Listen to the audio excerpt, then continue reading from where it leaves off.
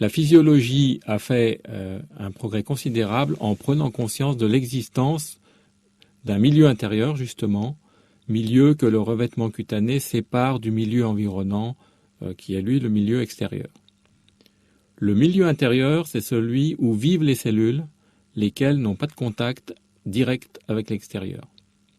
Plus précisément, le milieu intérieur est formé par le plasma sanguin et les liquides interstitiels, c'est-à-dire par l'ensemble des liquides extracellulaires.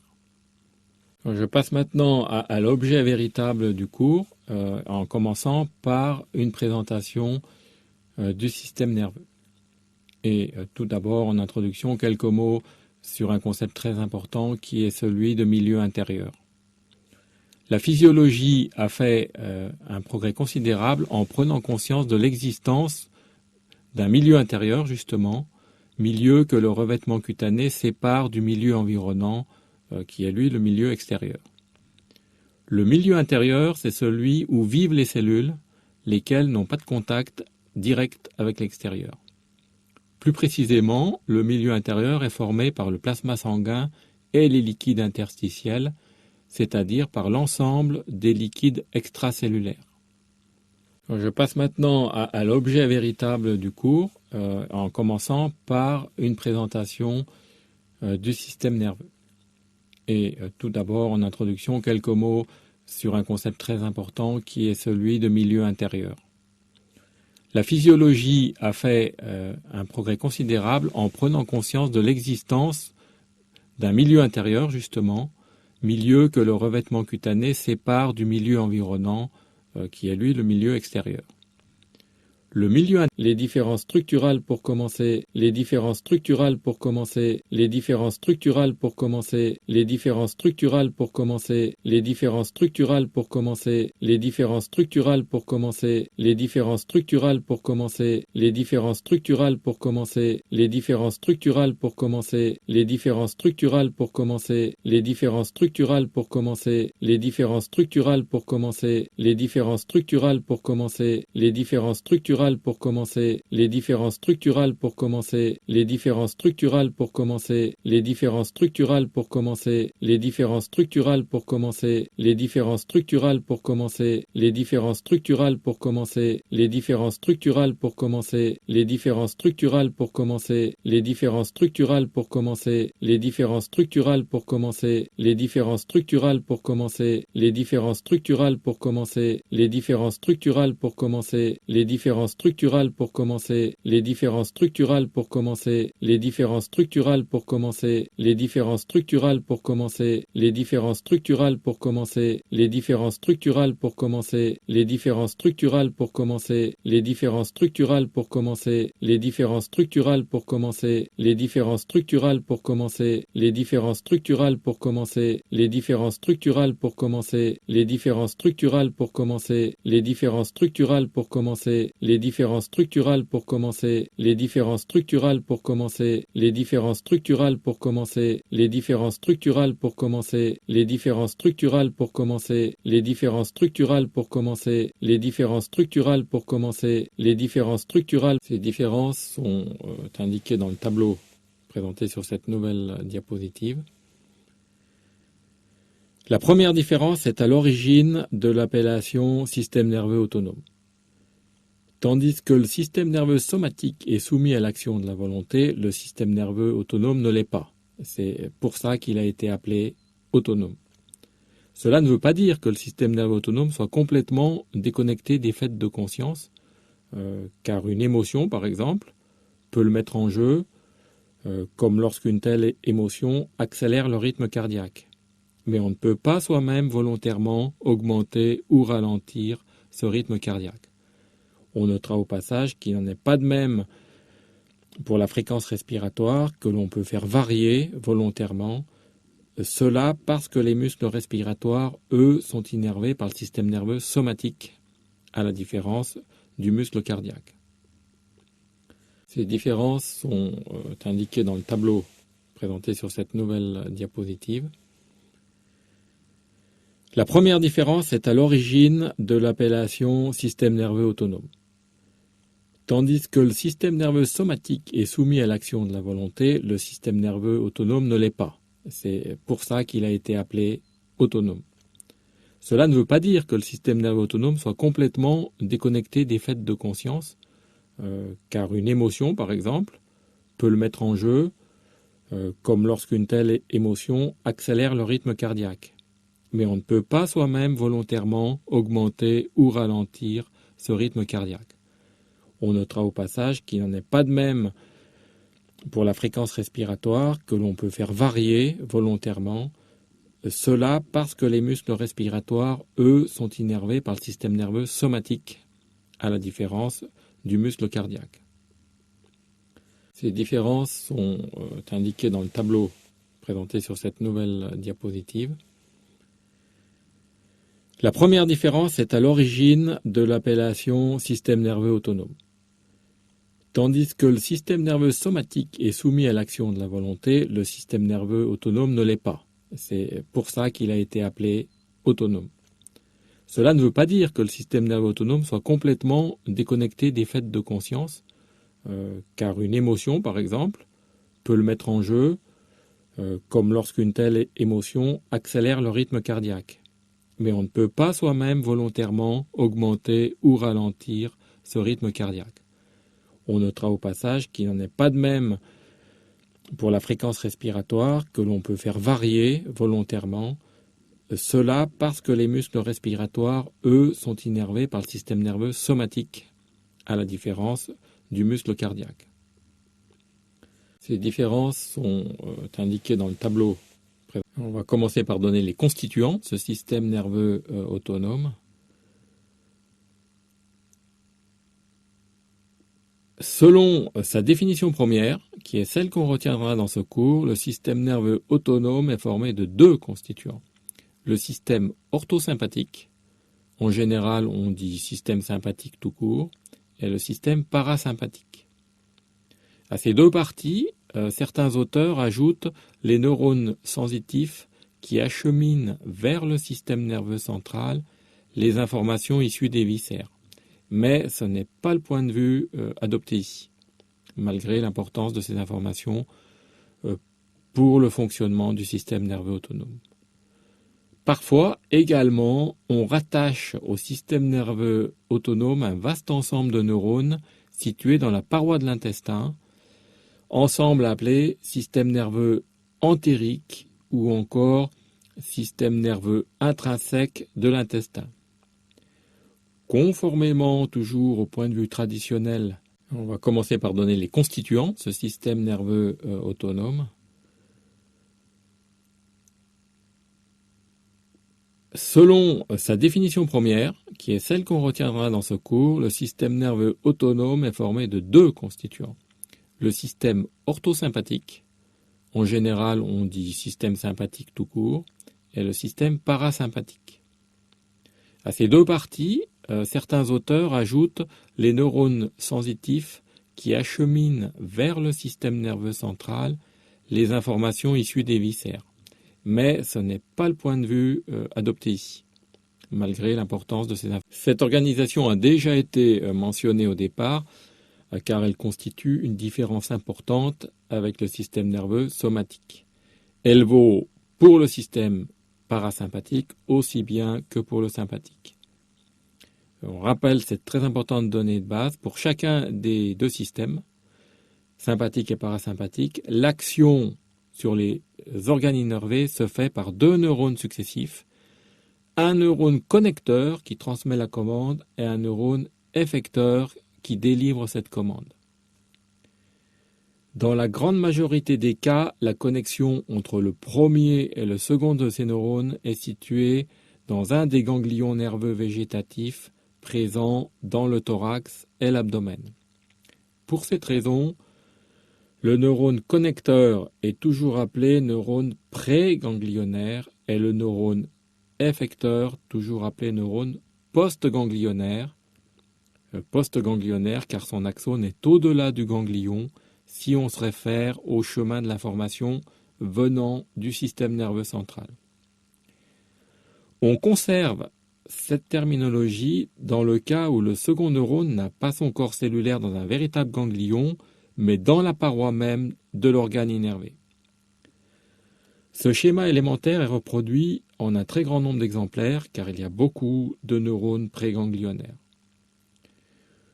Du point de vue physiologique, le point vraiment important est l'existence d'un relais sur le chemin qui conduit l'information du système nerveux central aux viscères. Cette organisation a déjà, en effet, qui dit relais, dit traitement de l'information. C'est une règle universelle qui vaut pour toute la neurophysiologie.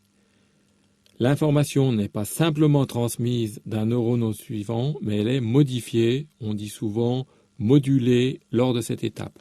La modification sera plus ou moins profonde selon la partie du système nerveux concerné et selon les conditions où se trouve l'organisme au moment du transfert d'information.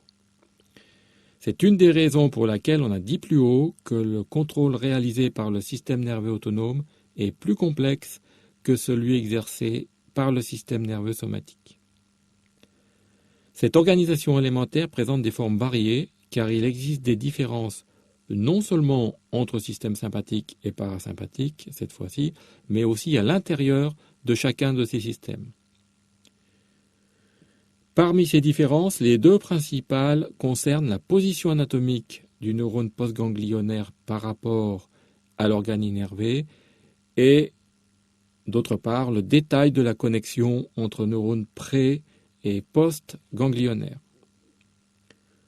Deux mots sur la différence de localisation d'abord. En effet, qui dit relais, ces différences sont schématisées sur cette nouvelle diapositive. Ces différences sont schématisées sur cette nouvelle diapositive. Ces différences sont schématisées sur cette nouvelle diapositive. Ces différences sont schématisées sur cette nouvelle diapositive. Ces différences sont schématisées sur cette nouvelle diapositive.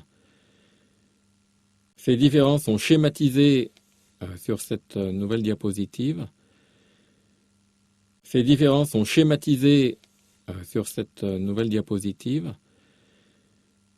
Ces différences sont schématisées sur cette nouvelle diapositive. Ces différences sont schématisées sur cette nouvelle diapositive. Ces différences sont schématisées sur cette nouvelle diapositive. Ces différences sont schématisées sur cette nouvelle diapositive. Ces différences sont schématisées. Elle est schématisée cette nouvelle figure.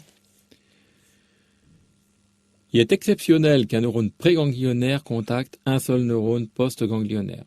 Presque toujours, en effet, la partie terminale de la fibre préganglionnaire se ramifie pour former des synapses avec plusieurs cellules postganglionnaires. C'est ce qui est indiqué au centre de cette figure où vous avez schématisé un ganglion dans lequel une fibre préganglionnaire se ramifie.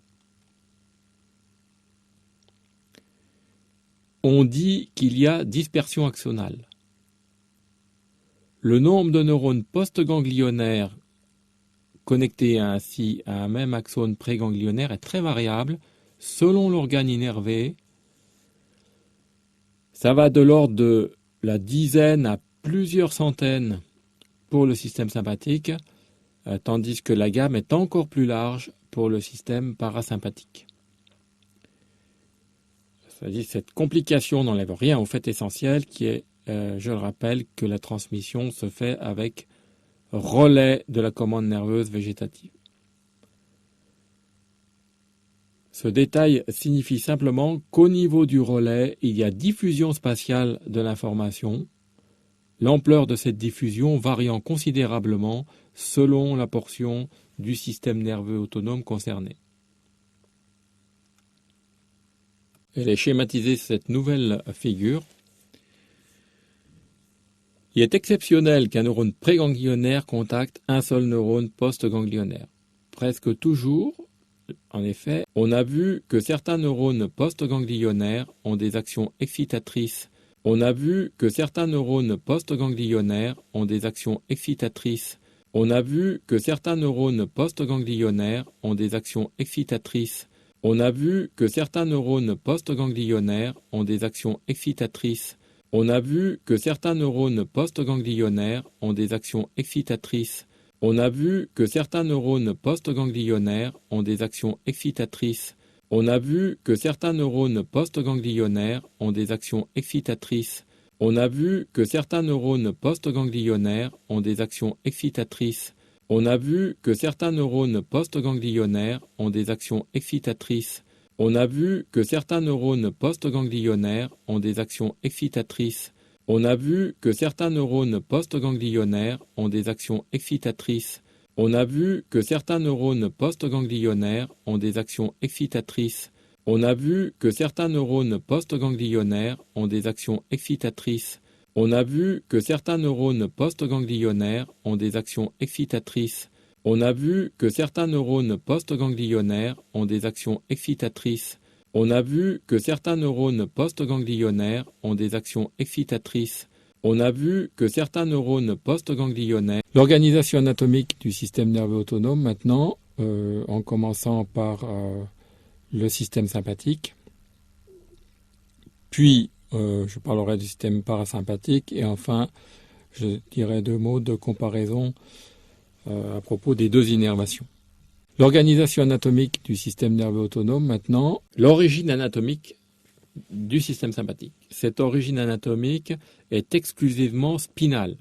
Les corps cellulaires de tous les neurones préganglionnaires sont en effet contenus dans la moelle de T1 du premier segment thoracique à L2, le deuxième segment lombaire, ce qui est représenté de façon très simplifiée l'origine anatomique du système sympathique. Cette origine anatomique est exclusivement spinale. Les corps cellulaires de tous les neurones préganglionnaires sont en effet contenus dans la moelle de T1 du premier segment thoracique à L2, le deuxième segment lombaire, ce qui est représenté de façon très simplifiée l'origine anatomique du système sympathique. Cette origine anatomique est exclusivement spinale.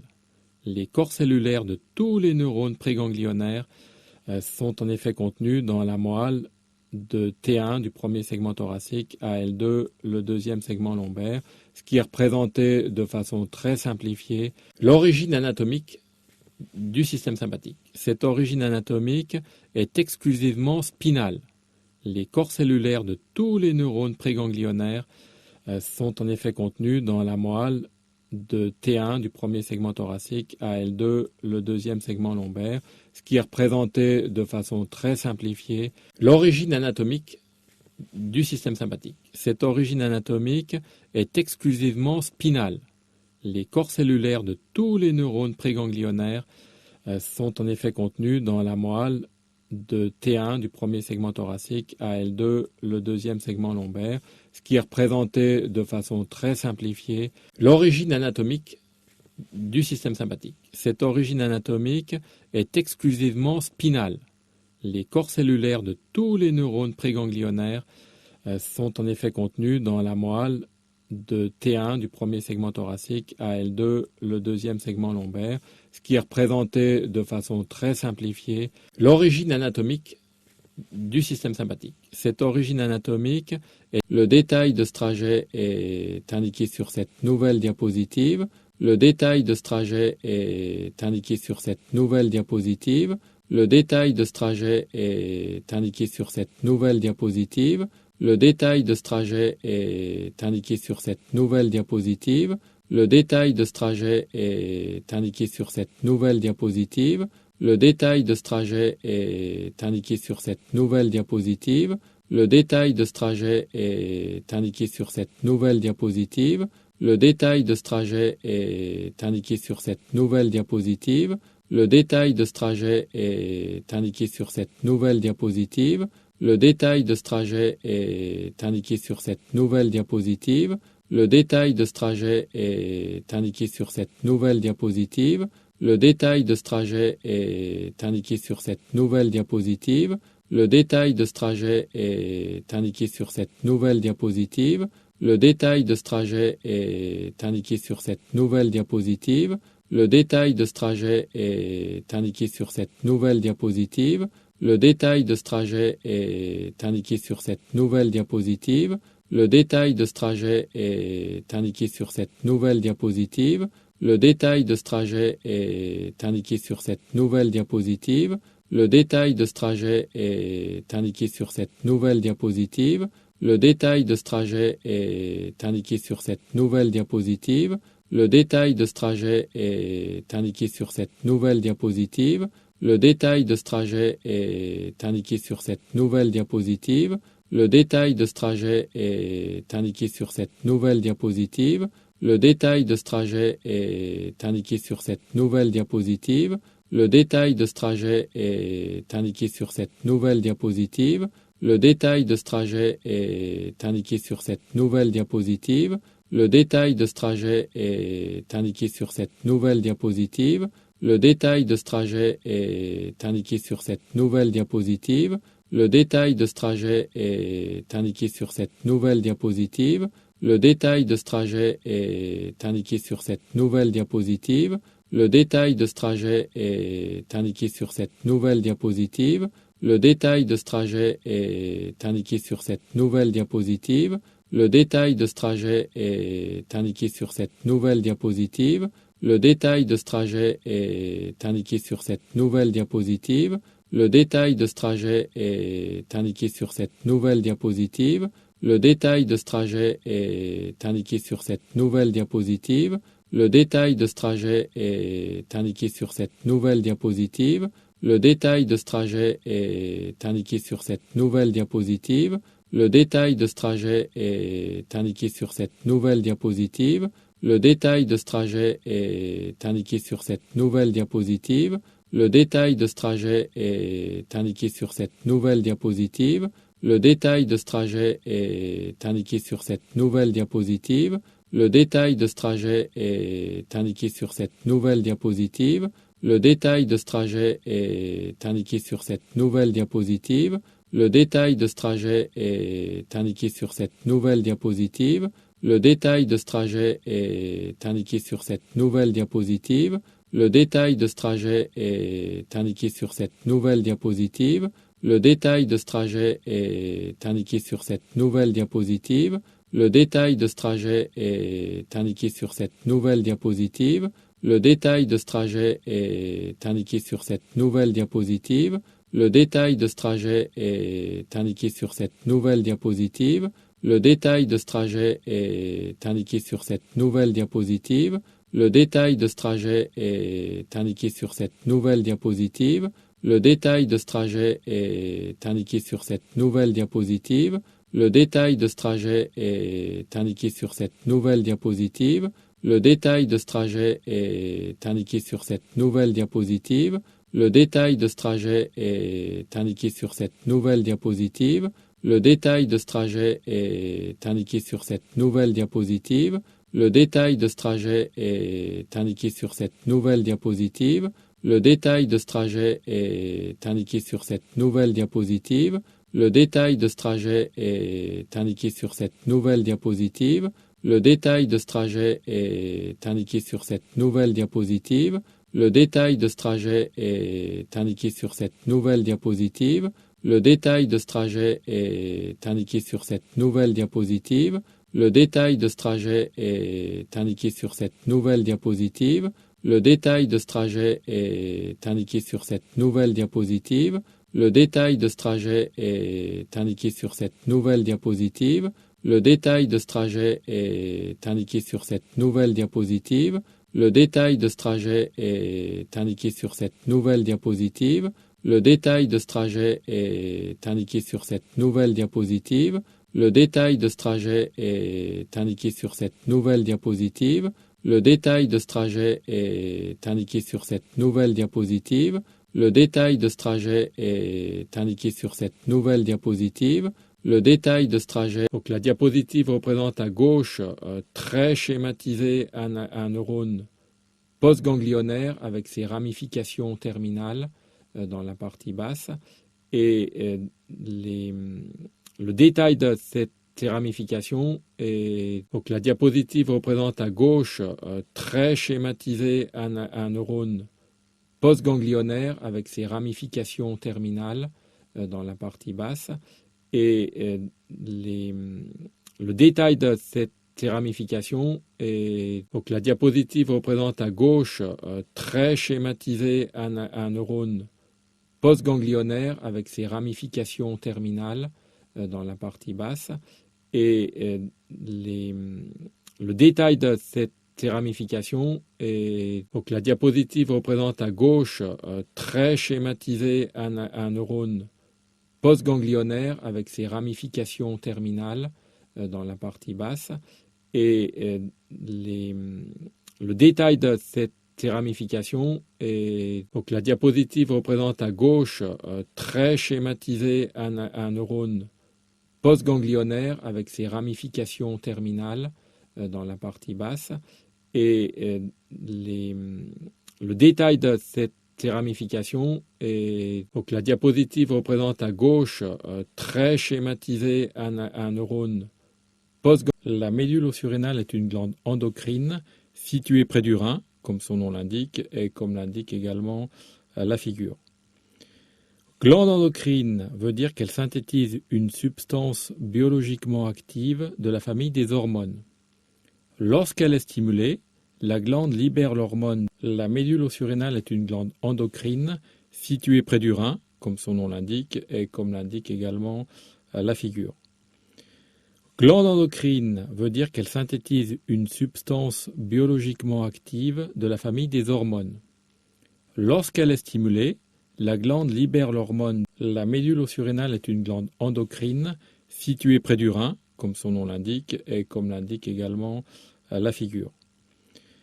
Glande endocrine veut dire qu'elle synthétise une substance. En fait, la médule surrénale constitue l'équivalent d'un ganglion sympathique dans lequel les neurones postganglionnaires seraient remplacés par des cellules sécrétrices endocrines qui sont des cellules dites chromaffines.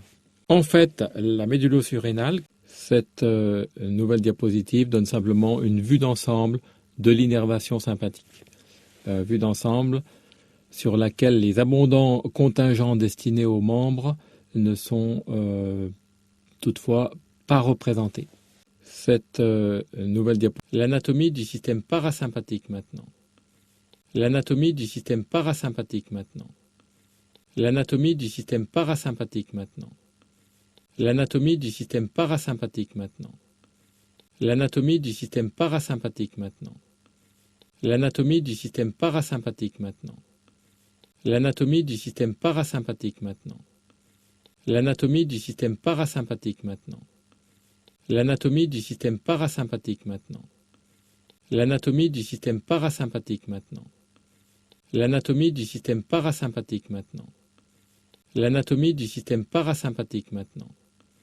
L'anatomie du système parasympathique maintenant. L'anatomie du système parasympathique maintenant.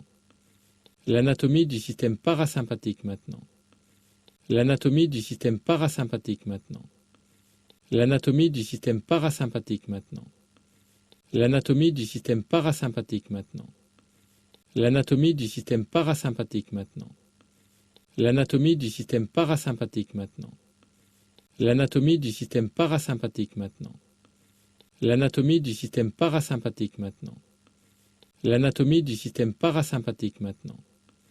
L'anatomie du système parasympathique maintenant. L'anatomie du système parasympathique maintenant. L'anatomie du système parasympathique maintenant. L'anatomie du système parasympathique maintenant. L'anatomie du système parasympathique maintenant. L'anatomie du système parasympathique maintenant. L'anatomie du système parasympathique maintenant. L'anatomie du système parasympathique maintenant. L'anatomie du système parasympathique maintenant. L'anatomie du système parasympathique maintenant. L'anatomie du système parasympathique maintenant. L'anatomie du système parasympathique maintenant. L'anatomie du système parasympathique maintenant. L'anatomie du système parasympathique maintenant. L'anatomie du système parasympathique maintenant. L'anatomie du système parasympathique maintenant. L'anatomie du système parasympathique maintenant. L'anatomie du système parasympathique maintenant. L'anatomie du système parasympathique maintenant. L'anatomie du système parasympathique maintenant. L'anatomie du système parasympathique maintenant. L'anatomie du système parasympathique maintenant. L'anatomie du système parasympathique maintenant. L'anatomie du système parasympathique maintenant. L'anatomie du système parasympathique maintenant. L'anatomie du système parasympathique maintenant. L'anatomie du système parasympathique maintenant. L'anatomie du système parasympathique maintenant. L'anatomie du système parasympathique maintenant. L'anatomie du système parasympathique maintenant. L'anatomie du système parasympathique maintenant. L'anatomie du système parasympathique maintenant. L'anatomie du système parasympathique maintenant. L'anatomie du système parasympathique maintenant. L'anatomie du système parasympathique maintenant. L'anatomie du système parasympathique maintenant. L'anatomie du système parasympathique maintenant. L'anatomie du système parasympathique maintenant. L'anatomie du système parasympathique maintenant. L'anatomie du système parasympathique maintenant. L'anatomie du système parasympathique maintenant. L'anatomie du système parasympathique maintenant. L'anatomie du système parasympathique maintenant. L'anatomie du système parasympathique maintenant. L'anatomie du système parasympathique maintenant. L'anatomie du système parasympathique maintenant. L'anatomie du système parasympathique maintenant. L'anatomie du système parasympathique maintenant. L'anatomie du système parasympathique maintenant. L'anatomie du système parasympathique maintenant. L'anatomie du système parasympathique maintenant. L'anatomie du système parasympathique maintenant. L'anatomie du système parasympathique maintenant. L'anatomie du système parasympathique maintenant. L'anatomie du système parasympathique maintenant. L'anatomie du système parasympathique maintenant. L'anatomie du système... Les neurotransmetteurs et récepteurs du système nerveux autonome maintenant. Comme précédemment, on commencera par le système sympathique, neurones préganglionnaires d'abord, puis postganglionnaires, et ensuite on parlera du système parasympathique. Même chose, neurones préganglionnaires, puis neurones postganglionnaires. Les neurotransmetteurs et récepteurs du système nerveux autonome, cette règle est spécifiée sur la nouvelle diapositive. Les neurones efférents au système nerveux central synthétisent et utilisent tous comme neurotransmetteur l'acétylcholine. Celle-ci est donc le neurotransmetteur des neurones sympathiques préganglionnaires. Pour cette raison, ces neurones-là sont dits cholinergiques. Un neurone qui utilise l'acétylcholine comme transmetteur est un neurone cholinergique. Un neurotransmetteur ne peut agir que s'il se fixe à des récepteurs membranaires qui lui sont spécifiques. Cette règle est spécifiée sur la nouvelle dans les ganglions sympathiques et également dans la médullo-surrénale. Les récepteurs en question constituent une variété de récepteurs à l'acétylcholine appelés récepteurs nicotiniques parce qu'ils fixent spécifiquement aussi la nicotine. Les récepteurs nicotiniques sont de type ionotrope. Dans les ganglions sympathiques et également dans la médullo-surrénale, les récepteurs en question constituent une variété de récepteurs à l'acétylcholine appelés récepteurs nicotiniques parce qu'ils fixent spécifiquement aussi la nicotine. Les récepteurs nicotiniques sont de type ionotrope.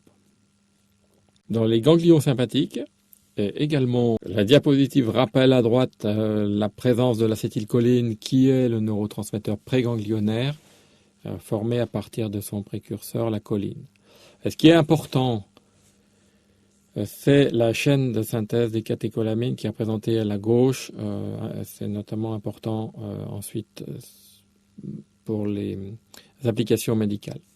Cette chaîne commence avec la tyrosine qui est un acide aminé qu'on retrouve dans toutes les cellules, comme vous le savez. Et cette tyrosine, dans certaines cellules, qui sont des cellules dites catécholaminergiques, subit une série de transformations spécifiques qui se font sous l'action d'enzymes qui sont figurés en jaune sur le côté de la chaîne. La diapositive rappelle à droite la présence de l'acétylcholine qui est le neurotransmetteur préganglionnaire formé à partir de son précurseur, la choline. Et ce qui est important, c'est la chaîne de synthèse des catécholamines qui est représentée à la gauche. C'est notamment important ensuite pour les applications médicales. Cette chaîne commence avec la tyrosine, qui est un acide aminé qu'on retrouve dans toutes les cellules, comme vous le savez. Et cette tyrosine, dans certaines cellules, qui sont des cellules dites catécholaminergiques, subit une série de transformations spécifiques qui se font sous l'action d'enzymes qui sont figurées en jaune sur le côté de la chaîne.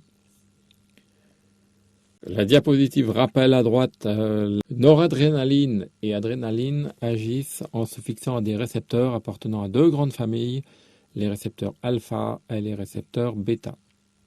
Chacune de ces deux familles se subdivise à son tour en plusieurs sous-groupes correspondant à autant de sous-types de récepteurs alpha et bêta différents. Noradrénaline et adrénaline agissent en se fixant à des récepteurs appartenant à deux grandes familles, les récepteurs alpha et les récepteurs bêta. Chacune de ces deux familles se subdivise à son tour en plusieurs sous-groupes correspondant à autant de sous-types de récepteurs alpha et bêta différents. Noradrénaline et adrénaline agissent en se fixant à des récepteurs appartenant à deux grandes familles, les récepteurs alpha et les récepteurs bêta. Chacune de ces deux familles se subdivise à son tour en plusieurs sous-groupes correspondant à autant de sous-types de récepteurs alpha et bêta différents. Noradrénaline et adrénaline agissent en se fixant à des récepteurs appartenant à deux grandes familles, les récepteurs alpha et les récepteurs bêta. Chacune de ces deux familles se subdivise à son tour en plusieurs sous-groupes correspondant à autant de sous-types de récepteurs alpha et bêta différents. Noradrénaline et adrénaline agissent en se fixant à des récepteurs appartenant à deux grandes familles, les récepteurs alpha et les récepteurs bêta. Chacune de ces deux familles se subdivise à son tour en plusieurs sous-groupes correspondant à autant de sous-types de récepteurs alpha et bêta différents. Noradrénaline et adrénaline agissent en se fixant à des récepteurs appartenant à deux grandes familles, les récepteurs alpha et les récepteurs bêta. Chacune de ces deux familles se subdivise à son tour en plusieurs sous-groupes correspondant à autant de sous-types de récepteurs alpha et bêta différents. Noradrénaline et adrénaline agissent en se fixant à des récepteurs appartenant à deux grandes familles, les récepteurs alpha et les récepteurs bêta. Chacune de ces deux familles se subdivise à son tour en plusieurs sous-groupes correspondant à autant de sous-types de récepteurs alpha et bêta différents. Noradrénaline et adrénaline agissent en se fixant à des récepteurs appartenant à deux grandes familles, les récepteurs alpha et les récepteurs bêta. Chacune de ces deux familles se subdivise à son tour en plusieurs sous-groupes correspondant à autant de sous-types de récepteurs alpha et bêta différents. Noradrénaline et adrénaline agissent en se fixant à des récepteurs appartenant à deux grandes familles, les récepteurs alpha et les récepteurs bêta. Chacune de ces deux familles se subdivise à son tour en plusieurs sous-groupes correspondant à autant de sous-types de récepteurs alpha et bêta différents. Noradrénaline et adrénaline agissent en se fixant à des récepteurs appartenant à deux grandes familles, les récepteurs alpha et les récepteurs bêta. Chacune de ces deux familles se subdivise à son tour en plusieurs sous-groupes correspondant à autant de sous-types de récepteurs alpha et bêta différents. Noradrénaline et adrénaline agissent en se fixant à des récepteurs appartenant à deux grandes familles, les récepteurs alpha et les récepteurs bêta. Chacune de ces deux familles se subdivise à son tour en plusieurs sous-groupes correspondant à autant de sous-types de récepteurs alpha et bêta. La physiologie maintenant. avec d'abord deux mots sur un caractère physiologique très important des systèmes sympathiques et parasympathiques, qui est l'activité tonique de ces systèmes. Puis sera la physiologie maintenant, avec d'abord deux mots sur un caractère physiologique très important des systèmes sympathiques et parasympathiques, qui est l'activité tonique de ces systèmes. Puis sera la physiologie maintenant, avec d'abord deux mots sur un caractère physiologique très important des systèmes sympathiques et parasympathiques, qui est l'activité tonique, qui est le premier élément physiologique à mentionner. Une telle activité est particulièrement bien connue pour le système sympathique, qu'on prend donc pour exemple pour présenter les particularités principales de ce qu'on appelle le tonus. On appelle activité tonique une activité permanente. Elle est ainsi présente au repos, bien que pour le système nerveux, soit parfois délicat de définir le repos. Dans le cas du système sympathique, ce phénomène se manifeste par l'émission continuelle de potentiel d'action détectable sur les neurones préganglionnaires ou leurs axones. C'est ce qui est représenté sur la partie gauche de la figure, où on a un fragment de l'activité temporelle d'un neurone préganglionnaire.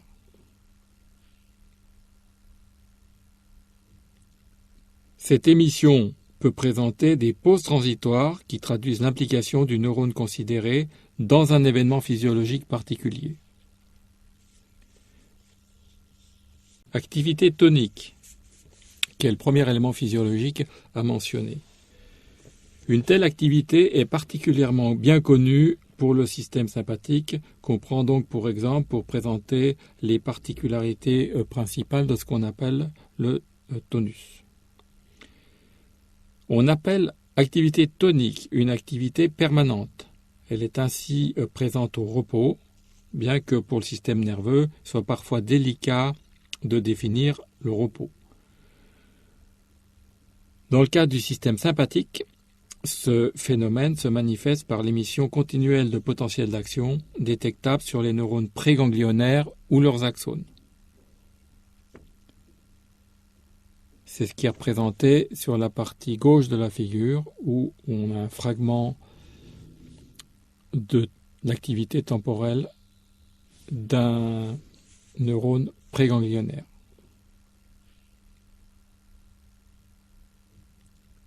Cette émission peut présenter des pauses transitoires qui traduisent l'implication du neurone considéré dans un événement physiologique particulier.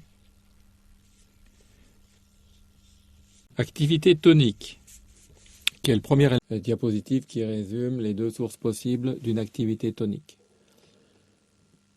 Une première source d'une origine intrinsèque, qui est due à la présence de certains types de canaux ioniques dépendants du voltage dans la membrane des cellules concernées.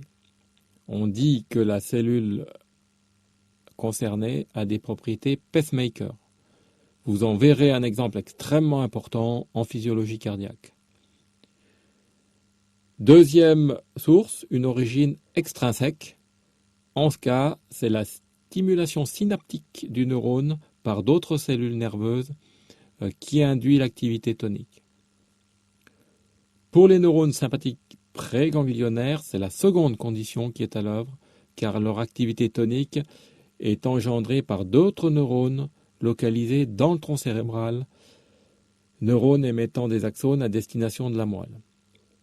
Donc ces neurones du tronc cérébral excitent en permanence les neurones préganglionnaires. Et ils sont quant à eux munis de propriétés pacemaker. La résultante de toutes les activités toniques préganglionnaires constitue, on a déjà mentionné, ce qu'on appelle le tonus sympathique. On doit notamment à ce tonus le maintien de la pression artérielle à un niveau suffisant pour la perfusion des organes dans les conditions de base. La diapositive qui résume les deux sources possibles d'une activité tonique. Une première source d'une origine intrinsèque, qui est due à la présence de certains types de canaux ioniques dépendant du voltage dans la membrane des cellules concernées. On dit que la cellule concernée a des propriétés pacemaker. Vous en verrez un exemple extrêmement important en physiologie cardiaque. Deuxième source, une origine extrinsèque. En ce cas, c'est la stimulation synaptique du neurone par d'autres cellules nerveuses qui induit l'activité tonique. Pour les neurones sympathiques préganglionnaires, c'est la seconde condition qui est à l'œuvre, car leur activité tonique est engendrée par d'autres neurones localisés dans le tronc cérébral, neurones émettant des axones à destination de la moelle. Donc ces neurones du tronc cérébral excitent en permanence les neurones préganglionnaires. Et ils sont quant à eux munis de propriétés pacemaker. La résultante de toutes les activités toniques préganglionnaires constitue, on a déjà mentionné, ce qu'on appelle le tonus sympathique.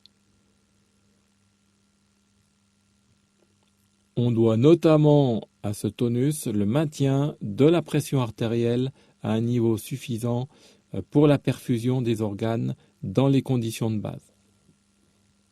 Diapositive qui résume les deux sources possibles d'une activité tonique. Une première source d'une origine intrinsèque, qui est due à la présence de certains types de canaux ioniques dépendant du voltage dans la membrane des cellules concernées.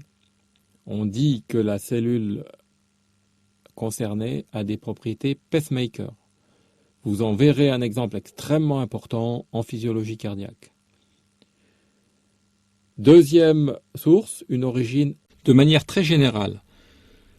Tous les neurones moteurs, de manière très générale. Tous les neurones moteurs, de manière très générale. Tous les neurones moteurs, de manière très générale. Tous les neurones moteurs, de manière très générale. Tous les neurones moteurs, de manière très générale. Tous les neurones moteurs, de manière très générale. Tous les neurones moteurs, de manière très générale. Tous les neurones moteurs, de manière très générale. Tous les neurones moteurs, de manière très générale. Tous les neurones moteurs, de manière très générale. Tous les neurones moteurs, de manière très générale. Tous les neurones moteurs, de manière très générale. Tous les neurones moteurs, de manière très générale. Tous les neurones moteurs, de manière très générale. Tous les neurones moteurs, de manière très générale. Tous les neurones moteurs, de manière très générale. Tous les neurones moteurs, de manière très générale. Tous les neurones moteurs, de manière très générale. Tous les neurones moteurs, de manière très générale. Les réflexes, d'abord on rappellera la définition et les caractéristiques des réflexes. C'est important car les réflexes sont des entités physiologiques extrêmement importantes. Et ensuite, on dira deux mots des réflexes qui mettent en jeu spécifiquement le système nerveux autonome. Les réflexes, une activité réflexe est une activité déclenchée par un stimulus sensitif précis. Ce critère est impératif. Malgré une confusion fréquente, on n'a pas le droit de parler de réflexe pour un phénomène survenant en l'absence d'un stimulus sensitif. De plus, même s'il y a stimulus sensitif, une activité ne peut être qualifiée de réflexe que si elle est étroitement liée à ce stimulus. Une activité réflexe est une activité déclenchée par un stimulus sensitif précis. Ce critère est impératif. Malgré une confusion fréquente, on n'a pas le droit de parler de réflexe pour un phénomène survenant en l'absence d'un stimulus sensitif. De plus, même s'il y a stimulus sensitif, une activité ne peut être qualifiée de réflexe que si elle est étroitement liée à ce stimulus. Une activité réflexe est une activité déclenchée par un stimulus sensitif précis. Ce critère est impératif. Le schéma très général d'un arc réflexe est présenté sur cette nouvelle diapositive. L'arc est composé de 3 éléments. une voie sensitive, une voie motrice et un centre dans lequel le versant sensitif et le versant moteur s'articulent. Le schéma très général d'un arc réflexe est présenté sur cette nouvelle diapositive. L'arc est composé de 3 éléments, une voie sensitive, une voie motrice et un centre dans lequel le versant sensitif et le versant moteur s'articulent. Le schéma très général d'un arc réflexe est présenté sur cette nouvelle diapositive. L'arc est composé de 3 éléments, une voie sensitive, une voie motrice et un centre dans lequel le versant sensitif et le versant moteur s'articulent. Le schéma très général d'un arc réflexe est présenté sur cette nouvelle diapositive. L'arc est composé de 3 éléments, une voie sensitive, une voie motrice et un centre dans lequel le versant sensitif et le versant moteur s'articulent. Le schéma très général d'un arc réflexe est présenté sur cette nouvelle diapositive. L'arc est composé de 3 éléments, une voie sensitive, une voie motrice et un centre dans lequel le versant sensitif et le versant moteur s'articulent. Le schéma très général d'un arc réflexe est présenté sur cette nouvelle diapositive. L'arc est composé de 3 éléments, une voie sensitive, une voie motrice et un centre dans lequel le versant sensitif et le versant moteur s'articulent. Cette caractéristique est le gain d'un système, en l'occurrence ici le gain d'un réflexe. Chaque réflexe associe à un stimulus d'intensité S une réponse d'amplitude R. Le gain du réflexe est le rapport R sur S qui peut être mesuré de plusieurs manières différentes. On a vu précédemment que dans des conditions idéales, cette caractéristique est le gain d'un système, en l'occurrence ici le gain d'un réflexe. Chaque réflexe associe à un stimulus d'intensité S une réponse d'amplitude R. Le gain du réflexe est le rapport R sur S qui peut être mesuré de plusieurs manières différentes. On a vu précédemment que dans des conditions idéales, cette caractéristique est le gain d'un système, en l'occurrence ici le gain d'un réflexe. Chaque réflexe associe à un stimulus d'intensité S une réponse d'amplitude R.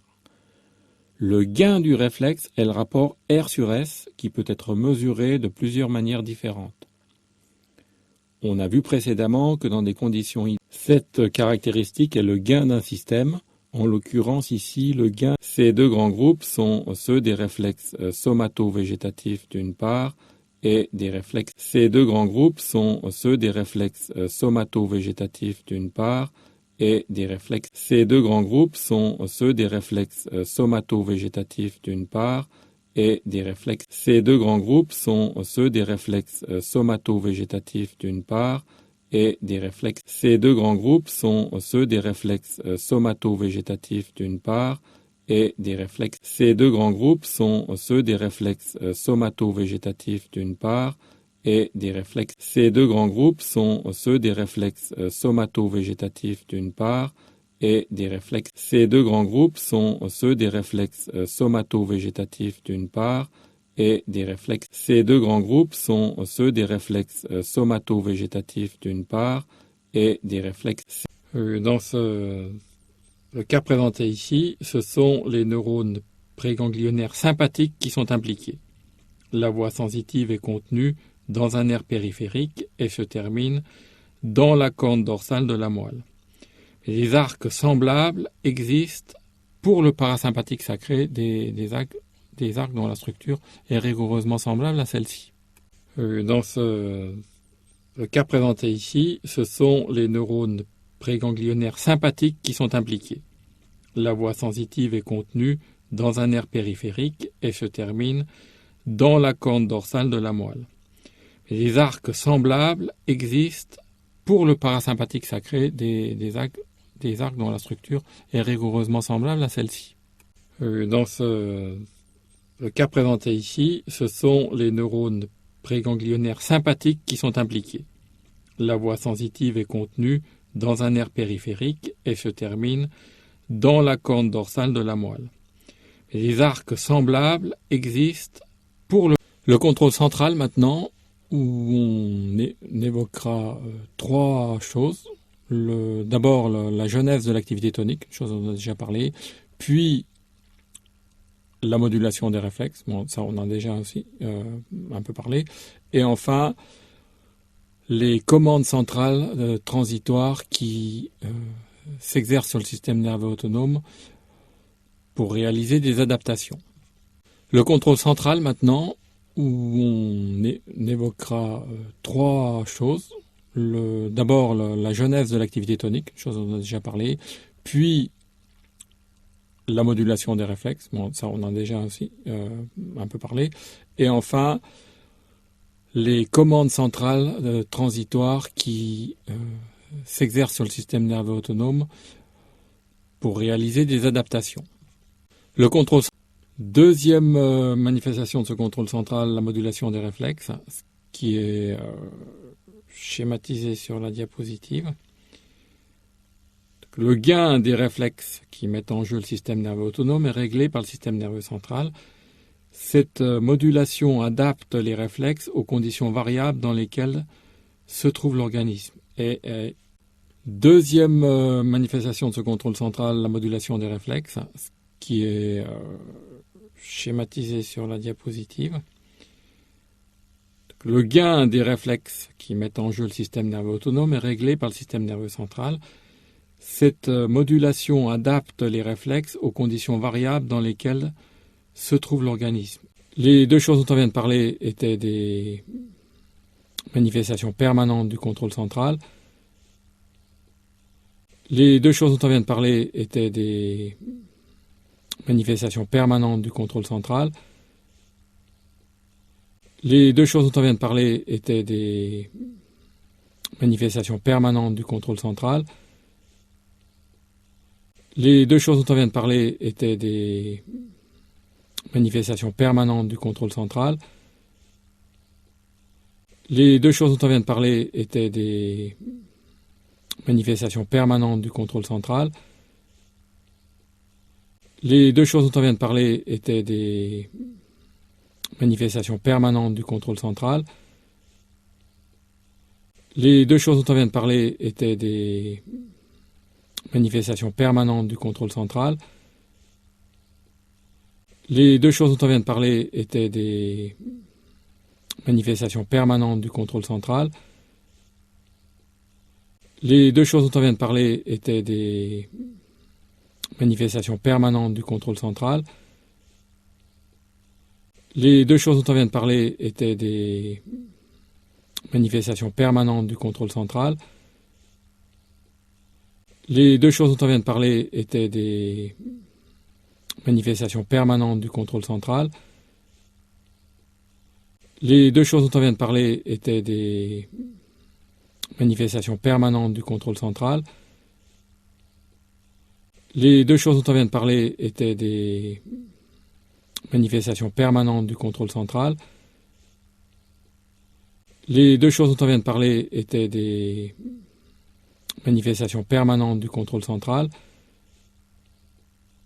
Les deux choses dont on vient de parler étaient des manifestations permanentes du contrôle central.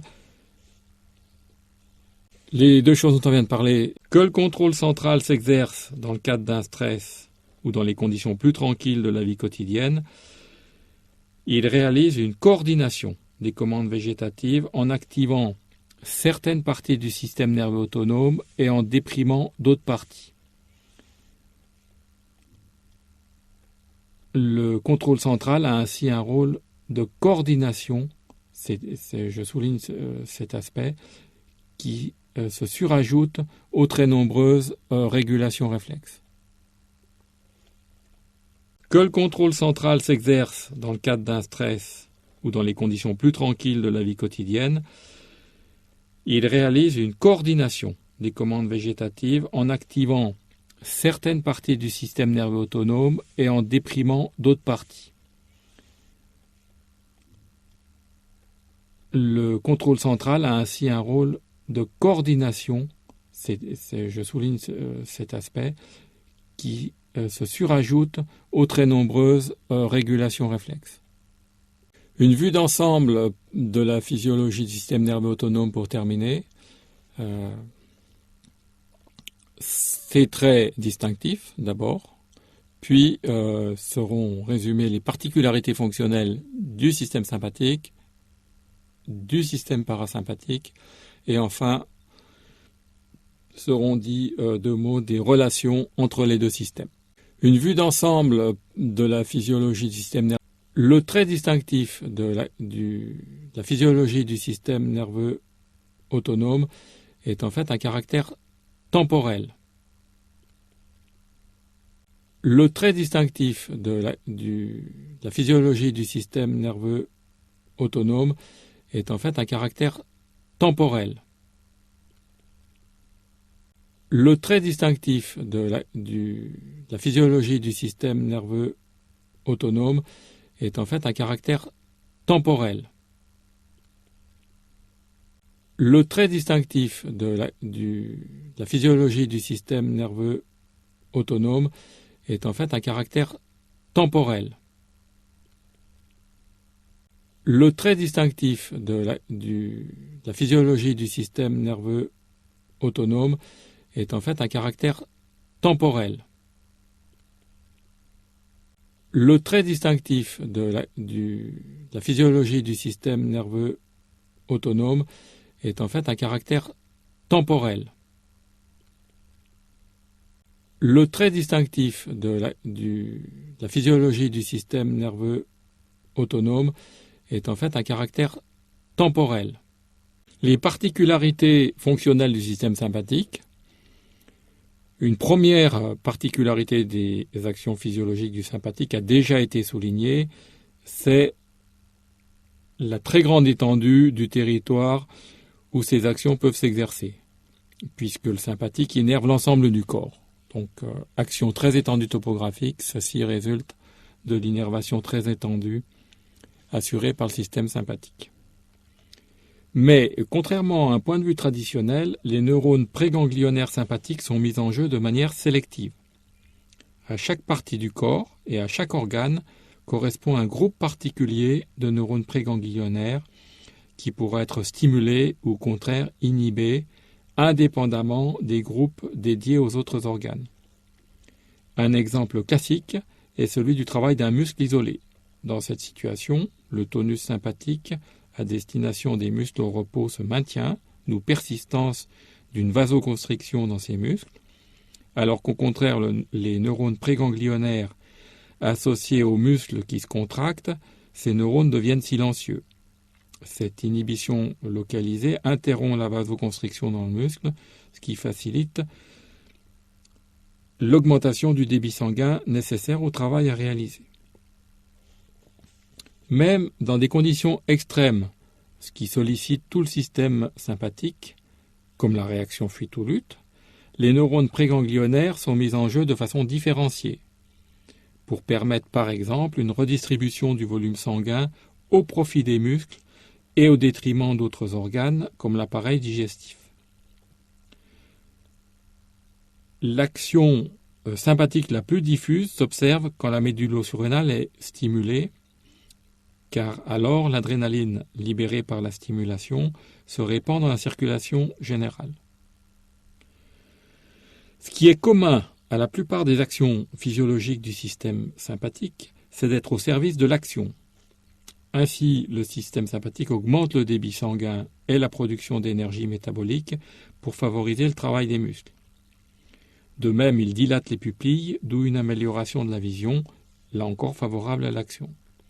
On peut donc retenir que le système sympathique stimule, augmente les dépenses énergétiques de l'organisme, diminuant évidemment d'autant les réserves de cet organisme.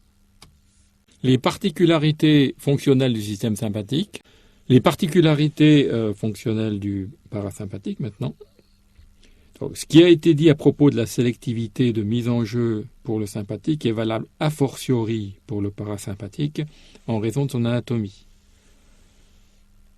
Cette anatomie se caractérise, je le rappelle, par une origine morcelée en nombreux centres bien séparés, une innervation plus restreinte est destinée surtout à des viscères bien séparés eux aussi. Les particularités fonctionnelles du parasympathique maintenant. Donc, ce qui a été dit à propos de la sélectivité de mise en jeu pour le sympathique est valable a fortiori pour le parasympathique en raison de son anatomie. Cette anatomie se caractérise, je le rappelle, par une origine morcelée en nombreux centres bien séparés, une innervation plus restreinte et destinée surtout à des viscères bien séparés eux aussi. Les particularités fonctionnelles du parasympathique maintenant. Donc, ce qui a été dit à propos de la sélectivité de mise en jeu pour le sympathique est valable a fortiori pour le parasympathique en raison de son anatomie. Cette anatomie se caractérise, je le rappelle, par une origine morcelée en nombreux centres bien séparés, une innervation plus restreinte et destinée surtout à des viscères bien séparés eux aussi. Les particularités fonctionnelles du parasympathique maintenant. Donc, ce qui a été dit à propos de la sélectivité de mise en jeu pour les interactions entre sympathique et parasympathique pour terminer. Les interactions entre sympathique et parasympathique pour terminer. Les interactions entre sympathique et parasympathique pour terminer. Les interactions entre sympathique et parasympathique pour terminer.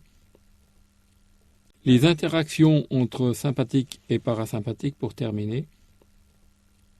Les interactions entre sympathique et parasympathique pour terminer. Les interactions entre sympathique et parasympathique pour terminer. Les interactions entre sympathique et parasympathique pour terminer.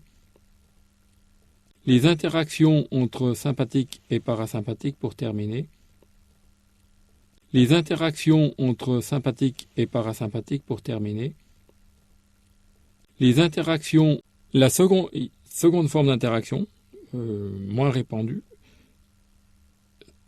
est au contraire la synergie, ce qui est indiqué sur cette diapositive. Dans ce cas, donc plus rare, le sympathique et le parasympathique exercent non seulement les mêmes actions sur les organes innervés, mais de plus, leurs effets se renforcent mutuellement. L'exemple principal ici est celui des glandes salivaires. Mais en fait, il faut bien avoir à l'esprit que toutes ces interactions, négatives comme positives, entre les deux systèmes, sont coordonnées par le système nerveux central. Ça a déjà été dit, mais c'est vraiment très important.